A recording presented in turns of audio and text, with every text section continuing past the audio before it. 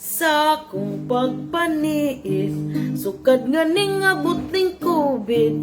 Ang mga tao mudong kutob na lang sa pantaw. Kay lagi may ordinansa, di na pwede mo adto plaza. O di na makigistorya mo distansya tagsakado pa. Lockdown tibuok nasod, bisag asa di nakasulod. Mga barko, eroplano, ang tanan gipapundo.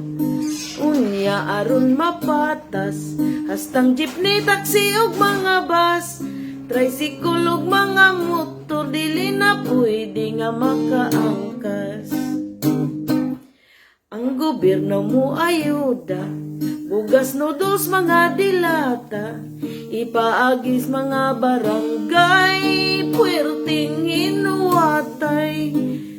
Daghan ang ning reklamo, ug daghan pod ang nangapas mo. Apan ayaw ka bala ka mandalo yung gipaandam na. For your information, na ako no'y amelioration.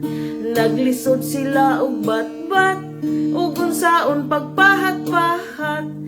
Ang naa sa katungdanan, sigig meetings mga kauban. Maglisod sila og sideline, kay daghan na ron og mga hotline. Busa mga higala, kitang tanan magahiusa. Doktor ug nurse na nga daot na, nining virus gikan sa China. I-appeals mga pag-ampo, frontliners ipangamuyo. Mawagtang ang COVID-19 ug mahuman na ang quarantine. Amen.